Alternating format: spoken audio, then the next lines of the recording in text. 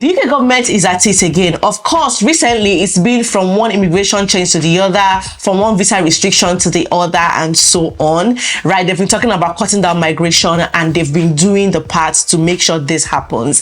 And now another set of migrants on this particular visa will be affected because the government is looking at putting some restrictions on this particular visa. So we're going to the details of what this is all about, who this is going to affect, and what you're expected to do if you are on this category. You guys are welcome to my channel. My name is Tochi. Please like this video, give it a thumbs up as you're watching so YouTube can recommend it to more people. Kindly subscribe to my channel if you haven't. Click on the subscribe button right now. Thank you. To all my returning subscribers, you guys are amazing. You're welcome back to today's video. So for a while now, some of you might already know there's been a lot going on in the UK, especially regarding cutting down migration, because the government is saying that the influx of migrants recently or in the recent years has been really high, and they're looking at cutting it down. They've done a couple of changes in the past, and they're still they've restricted so many visas, and now they're restricting another one, and this is the post-study work visa. This is going to affect international students, those coming here on a study visa and looking to get the post-study work visa, the graduate visa. This is going to affect a lot of them at this point. If you guys can remember, or if you're familiar with everything that's been going on with the UK, you will know that there's really been like a lot that's been said around the post-study work visa. There's been a time where the government has been saying, oh, they're going to stop it. So they've been saying, should we stop it? Should we continue? You know, so there's been a lot of debate and comments around all of that. In fact, while all of this was going on, Mark had to recommend to the government, that's the Migration Advisory Committee, had to recommend to the government that post-study work visa should continue. You know, they gave their reasons why it should continue. That the graduate visa is a route for international students to stay back in the UK, you know, to look for a job, contribute to the economy of the UK for 2 years. So after your study as an international student, if you intend to stay back in the UK, you can go on the post-study work visa. But right now, as we can see here, foreign students without graduate job could be forced to leave the UK. We know that there's been some restrictions on the study visa part. Sometime last year, the government stopped international students from coming to the UK with their dependents, because initially people could come to study in the UK for their masters and they could come with their family members. But now the government have stopped that. Majority of international students coming to the UK for their masters can no longer come with dependents.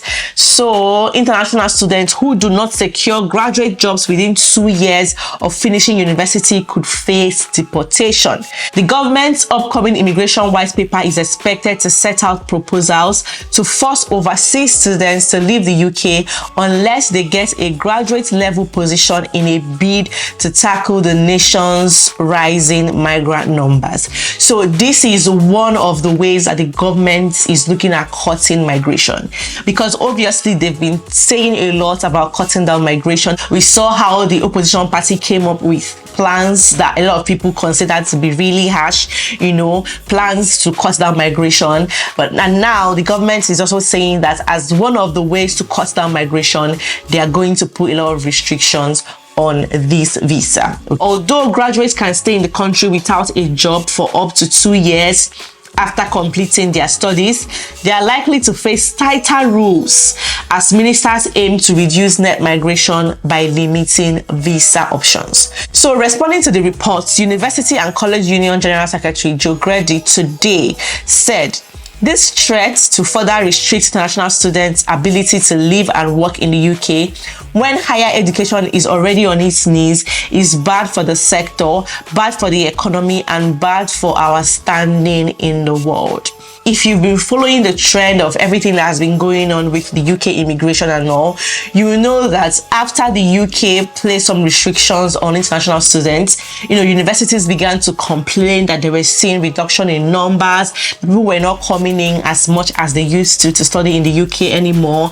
Of course, the money that international students are bringing to the UK obviously drops. The numbers drops, you know, is affecting universities and everything. We even read sometime that some universities they're laying off some staff because they couldn't keep up anymore due to all of these things, right? All of these immigration changes that really affected universities and, you know, international students and all of that. So he's still complaining now and saying that if the government would do all of these things that they are threatening to do, it's going to really badly affect studies or international students in the UK. Higher education is still one of Britain's last world leading sectors, and after years of Tory decline, Labour should be doing all it can to protect the sector, not engage in these acts of sabotage.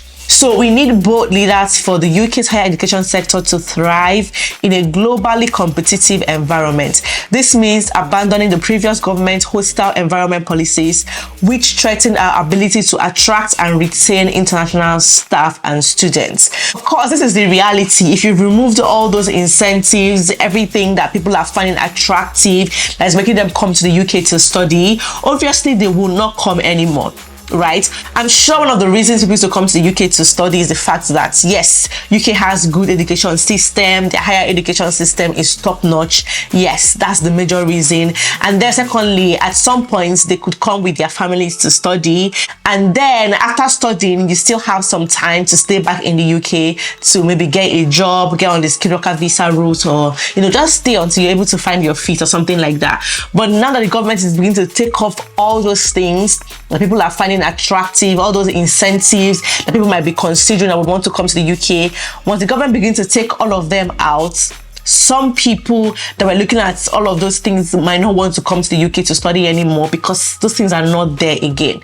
You get? So this is what they're complaining about. This is their fear that what the government is doing, they should consider it because it's really going to affect the education sector. So net migration reached an unprecedented 728,000 in the year leading up to June, primarily due to a rise in non-EU citizens. Ministers aim to reduce this figure to pre-pandemic levels, targeting between 200,000 and 300,000 annually. So you see that they are doing a lot of work, or they have a lot of work to do, since this is their target. They're targeting reducing these numbers by 200,000 to 300,000 people. So I'm sure that's why they are doing everything they can to cut it down without even thinking about the repercussions or what the after effects will be. You know how you just say, oh, let's just do this thing, we don't care what's going to happen afterwards. I think that's what the UK government is doing right now, because they're just looking at the now effect. They're not thinking about what the after effects will be or what the effects will be on the long run. So moving on, a Home Office spokesman said our upcoming immigration white paper will set out a comprehensive plan to restore order to our broken immigration system, linking immigration, skills and visa systems to grow our domestic workforce, end reliance on overseas labor and boost economic growth. We are not getting into a running commentary on what will be contained in the white paper. But at this point, I feel like this white paper, there's going to be a lot in it when it comes out. With the way they are sounding already, who knows all the restrictions, all the changes that's going to follow, right? So the government is doing everything within their power to make sure they cut migration. Even the opposition party is also doing everything they can to promise the people that they're going to cut down that migration as well. So it's a huge topic right now, and on the part of the government as well, I'm sure that they're just trying their best, because looking at it, there is shortage of workers in the UK, especially in the health sector. There is shortage of workers, and of course UK government cannot stop students from coming to study in the UK, because these universities are there for people to come and study. Studying in the UK is not cheap. It's very expensive to study in the UK as an overseas applicant. It's really, really expensive. Okay, so they still want these people to come to the UK, and I'm sure they really need to look at it carefully and listen to what these universities are saying, because at the end of the day, they still want people to come and study. Because you see the amount of money, have you just sat down to research on the amount of money that international students bring into the UK? Is a lot of money. So they should also look at all of these things. I think they should just sit down, look at everything carefully before making any harsh decision. Yes, they want to cut down migration. I understand that. Everybody understands that. It's their country, their rules. They have to keep their country safe. They have to, still protect their people and let their people, reassure their people that everything is under control. I understand. We all understand all of that. But then again, they should look at these things carefully, thoroughly before making any decision, so that it doesn't affect them badly in the long run, right? UK needs international students, UK needs health professionals, not only health professionals, UK need other professionals, right? Because they are even saying, the government is saying it, that a lot of the local people, young people, are not taking up these jobs as much as the government want them to. That is why the government, or that is why a lot of employers are relying on overseas applicants who want to come in and take up these roles. So they are doing everything possible to encourage their people to take up the roles, so they don't rely so much on overseas workers. So if these people are taking these jobs, they wouldn't have this problem. So I think they have a lot of work to do. Whatever they have to do to encourage their people to take up these roles, they should do it, because this is their country and the people still have to do these jobs. Else they will still need migrant workers. Trust me, there are jobs to be done, work has to be done, and somebody has to be there to do the work. If the locals are not doing the work, there are overseas candidates that are willing, that are available, those that meet the requirements, that want to come in and work. So the government announcing that there are 40,000 visas available for seasonal workers. So imagine that people here are taking up these roles. The government will not need to bring in 40,000 people to do this job. You get what I mean? So I feel like the government needs to do more work in encouraging their people to work, encouraging people in the UK to take up these jobs, whatever it is, if it's to increase salaries, if it's to put incentives, if it's to, give free courses, whatever it is they have to do. But they should try and encourage people in the UK to take up those jobs. I feel like they should even take that more seriously, because once they are able to work on this and get people that are already in the UK to take up these jobs, they wouldn't have to rely on overseas applicants. And once that is solved, I feel like a lot of other things will begin to fall in place. Guys, please, what are your thoughts on this? Please share in the comment section.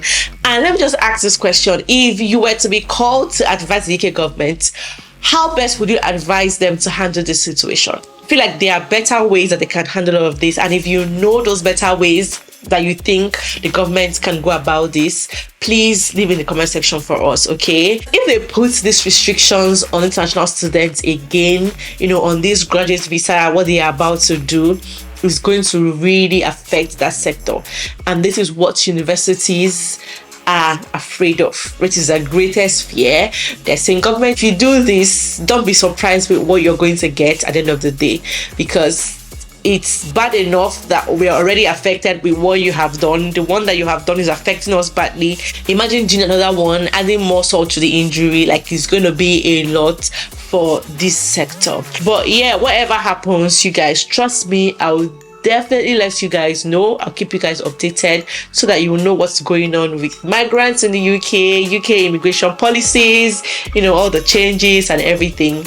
It's just unending at this point, but trust me guys, everybody is going to be fine, okay? We are all going to be fine. But yeah guys, also remember to drop your comments in the comment section. Let's continue this conversation there. Thank you everyone for watching. I'll see you guys in my next one.